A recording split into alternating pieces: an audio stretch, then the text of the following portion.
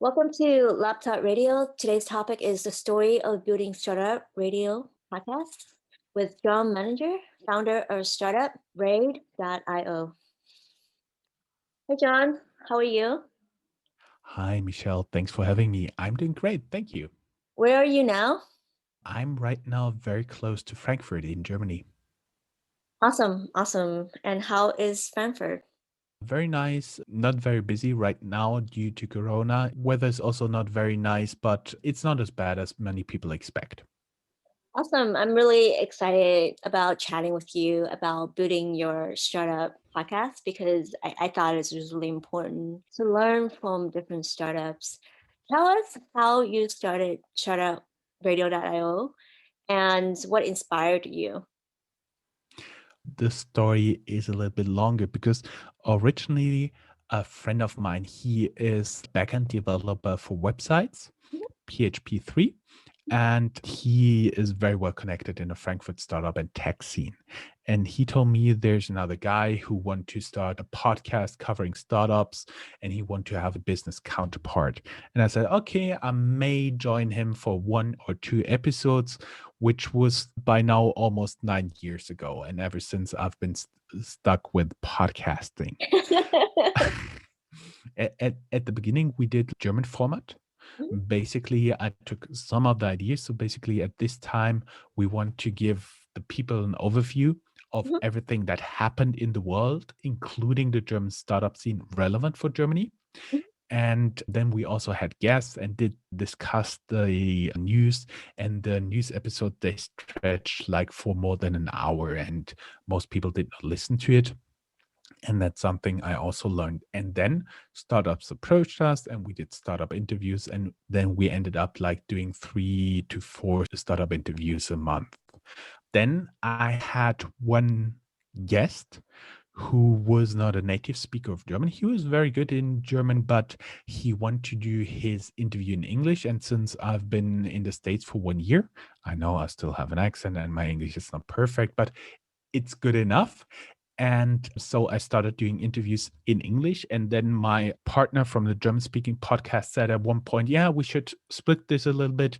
And that was after looking around and discussing some ideas. That was basically the point where startuprate.io was born. And ever since I've been sticking with the title and the podcast. That's why most people know me as Joe from startuprate.io. I really like your story about building startup Ray.io from 9 years ago. When you first found a podcast, how many podcasters are there? I felt like you started really early. Yeah, basically, there's no actual real starting point for startuprate.io since it was at one point in this other podcast and then it did get carved out. And so, usually, I would say sometime during November 2014 was the time I started with startup.io. At the time, yes, there were not a lot of podcasters, but there were also not a lot of podcast listeners. So I think I got for my first episode 300 downloads or something, not really Mhm. big. But I realized pretty soon when I do with my co host, who is also a German guy, but he lives as a freelance journalist Mhm. and as a lecturer at City University in New York City. And he always brings in the American perspective. And when we discuss the startup news within 20 minutes, we try to wrap it up pretty neat and we don't let it get too long. People listen to it. People Mhm. frequently listen to it and they really like it. That's something I learned. And then the startup interviews, on the other hand, you can go very long. So people even like interviews close to an hour because not only try to push the product of a startup, but I try to tell the story of the Yeah. entrepreneur. So basically, we usually talk at the first time they get into contact with business, into contact with startups, that sometimes starts even as early as high school, Mhm. but usually it starts at the apprenticeship, professional training, university, or something like this. And then you see developing the story. People work there and get an idea, and then they do something with the startup, which is somehow related to what they did. For example, we just published a few days back Bitbond, Mhm, where the founder, Radoslav, he is a very interesting guy. He used to be in sales, in mhm, investment banking in London. mhm. He used to be a strategy consultant. And then he wanted to set up like a SME landing platform in Berlin. And then they realized that really is a long way until we break the bugs. Let's do something else. And then they pretty soon realized they could do security token offerings. And they've actually been Bitbond the first company to ever do that. And that's the kind of stories I like to tell. Also, very interesting stories. For example, there is Indian-born entrepreneur, very successful here in Germany. His name is Gunjan, and he told us the story actually split into two podcasts because the interview was just too long. He told us the story of how he came to Germany, and he learned his German by studying double taxation agreement between Germany and the US, Yeah. which may not be the best way to learn German, but he made it through. And then at one point, his mentor actually got deadly sick from cancer. Yeah. And so he wanted to find a really good specialist, a doctor, oncologist, but he could not do that. So basically, that's why he first started with the idea of doing a doctor search engine, finding a specialist. Later on, he also started adding research data. And now the company in Plexus is considered something like the Google of pharma and research data because Mhm. they have a lot of published and unpublished research data in there. And when I was talking long enough with him, actually the headline was Plexus, the company which fights all diseases. Yeah. Yeah, that's the kind of stories I really like to tell, where you really see all the stories developing, because most people get the idea, well, you sit in a dorm, you have an awesome idea, and 2 weeks later, you're a billionaire. I wanted to know, what is your professional background before you started the podcast? And what is really the story behind that? What I was doing before. So basically, my mom loves to tell the story that I was pretty young, an entrepreneur. So when I was 4 years old, I was trying to sell the strawberries from our garden on the street. Only customers I got were neighbors, but they were totally cool with that. Then I started a junior enterprise. So basically, students get together at university and start doing consulting work for very small companies, solo entrepreneurs, pharmacies. Mhm. That was what I was doing. I started one of those companies. And then for my semester abroad, I actually went to China, which was very great. I was living a half year in Beijing, and I was working for a joint project of the Chinese and German government. And besides that, and learning Chinese, I also helped a friend to get a language school off the ground. Say something in Chinese. 我不会说普通话。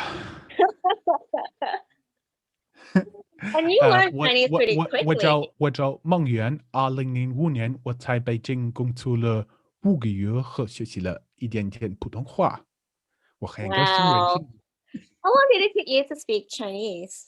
That's pretty good. I would argue I never spoke it properly. So basically, I was on a very kindergarten level. I like this, I like that. That's too expensive and stuff like this. No complete conversations, but good enough to get around and make people feel comfortable with me. Awesome. So basically, after this, I was attending 1 year college in Texas. Mhm, It's called Midwestern State University. It's in mhm. Wichita Falls, Texas, not Kansas. Go Mustangs! And did my degree in finance there, my bachelor's.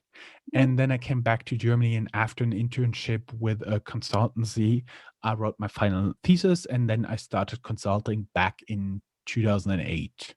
mhm. And then part time, I always tried some startup ideas, and basically the only thing I could stick to, like on a permanent basis, was the podcast, because you could always do the podcast recording remote from some hotel room, also from half around the world. That always worked. But actually, to be somewhere, I was once trying together with a friend to set up an online antiquarian bookshop, like selling very old Bibles, very old books, which was a pretty good idea. But unfortunately, a lot of other people got the idea as well. So that was everything that led basically towards me starting this podcast together with the other guy, then venturing out for myself. And then at one point, he took control of the German podcast. I took the English podcast. And at one point, he didn't like the German podcast anymore. So he shut it down. And I did a complete restart with just Chris for the startup news, Mhm. me doing all the work. And behind the scenes, there is Pedro. He's a power networker here in Frankfurt. He's an expat living in Frankfurt originally from Portugal. You did have a team that you work with. No, I don't have a team. I basically do 95% of all the work by myself. I actually edited the intro and the outro together. I Mhm. had some help from friends who have a local agency around here. They designed the new logo for me, they set up the new website. But besides that, all the recording, audio, video, I all taught myself. And that is something you really see. If you go into really old episodes, you see the audio quality is bad, the audio levels are not the same, and Yeah. stuff like that. Then when I started in video, I made a lot of mistakes. But right now, I do believe I'm on a level where you can say, okay, I'm not distracted by the mistakes he is doing. I'm far away from perfect, but I have the mistakes down to a level where they are not actually distracting the people. Yeah. So you spent a lot of year just really growing startup radio, and it focused on German startups. It's very local to you. How do you grow it? What is really the inspiration? Obviously, you didn't give up. You just continue to talk to different startup founders in Germany. How is the market like in Germany? I basically bring German startups to the world Mhm. because I realized pretty soon when starting this English podcast that there is not a lot of coverage Mhm. of German startups in English, Mhm. maybe for the exception of at this point way back in time, just a handful of rocket startups in Berlin, and that was it. You were unable to find anything else in English concerning German startups. And Mhm. that's where I saw an opportunity. And basically, what I do right now is talk to entrepreneurs and startups at a pretty early stage. And then I actually see them grow. It is a channel where also I know a lot of investors are listening because they basically get delivered straight to their device once a week a new and interesting startup. And so far, we have a pretty good track record with startups we talked to back in the days, like five, I do believe almost 6 years ago in the German podcast, we had N26 as an interview guest. A few years back, I had Raisin in the interview and so on and so forth. So far, I was doing pretty good with that. And I tried to, let's say, shine light on startups, on places where you usually don't find a lot of startups and where international blogger never would go, for example, like Hanover, Mhm. Darmstadt. Also, there's not a lot of coverage from startups in Munich and Hamburg, Frankfurt, especially Frankfurt, and so on and so forth. So, right now, I try to bring approximately one third startups from this area here, Mhm. two-thirds rest of Germany, Mhm. also some international guests, but they have to have some type of relationship with the Germany. For example, I once interviewed a biotech entrepreneur who's originally from this area, but he set up his company in Santa Monica. Mhm. Awesome. What are some lessons that you've learned growing your podcast and interviewing a number of founders? First and most important lesson, you have to prepare. Mhm. Second lesson, the more interviews you have Mhm. made, you've successfully published, the easier it gets. So basically, right now, I have 10, 15 minutes preparation for each interview. I Mhm. go through the CV. I know the startups, usually their competitors, and so on and so forth. And then you can have some really interesting questions. I really like it when the interview partners are talking. So in a good startup rate.io interview, I talk 20%, my guest talks 80%. For me, the distribution of time is pretty interesting because I prefer to be interactive. Now, my perspective is a little bit the other way around because you have to imagine there's some people that I actually know in person who've listened to Startup.io since Mhm. inception 2014. I started to publish on a regular basis 2015, 2016. So right now you could listen to for like more than 1 week, 24 hours nonstop to Startup.io. Mhm. And if people start listening to startuprate.io on a continual basis, they'll get very bored with me pretty soon. That's my assumption. So I always like my guests to carry the story forward, to be able for the audience to really listen to the idea flow, how the mind of the guest works and their personality. Because in ping pong, you get a lot of information, but if you let people talk, you get a lot of personality as well. Yeah, I'd like to be a little bit more engaging with mine, but I think every guest and host has their own personality. And I think that's what makes podcasting or being on the radio unique because you're funny. And even if I'm not interviewing you, it's fun. It's cool. I don't like it when it gets too promotional because I just want the stories and the personalities about the person. I think that makes the story a little bit more interesting. And what are you looking forward to in 2021? I'm looking forward to 2021 being able to go out, meet again with people, meet for a beer, Indian dinner or stuff like that. Um Also looking forward to starting startuprate.io full time. I started on January 1st doing it full time now. No. I'm still in all the legal jumbo, setting up the legal entity, getting tax IDs, tax numbers, and all that stuff. But that should be done pretty soon. And then I'm looking forward to bring startuprate.io to many more people. So far, we only reached the podcast charts in 43 countries, and there are a lot of countries out there. Your metrics is super impressive. How many people are listening to you today? Actually, I'm never too sure how many people are actually listening. Mhm. I know I get a few thousand download requests each day, like 5, 6, 7,000, but you're never too sure how many of those requests are actually downloads or if it's just a Spotify bot or an Amazon bot looking if there's an update here. I know a lot of people are listening to my podcast, but I cannot really pinpoint it. There are some standards for measuring download performance and so on and so forth, but the apps the listeners are using have to be compliant to the standard. So basically, I do have a lot of very international and also very small apps, tools that are really downloading my content. For example, Korean apps like in Korean characters, I could not pronounce Russian characters, kanji, whatever is out there. And I'm not too sure if that is really all included in the downloads. I just know there's a few hundred, 1,000 downloads a week that are at least confirmed. Yeah, that's awesome. And you were in the Amazon Music program as well, Yep.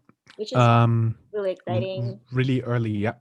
Yeah. I received an email from Amazon Music and I was so surprised. I didn't publish my episodes to the podcast until much later because I was doing a lot of my shows on the radio pretty quietly until a couple years later when I actually published them onto a podcast.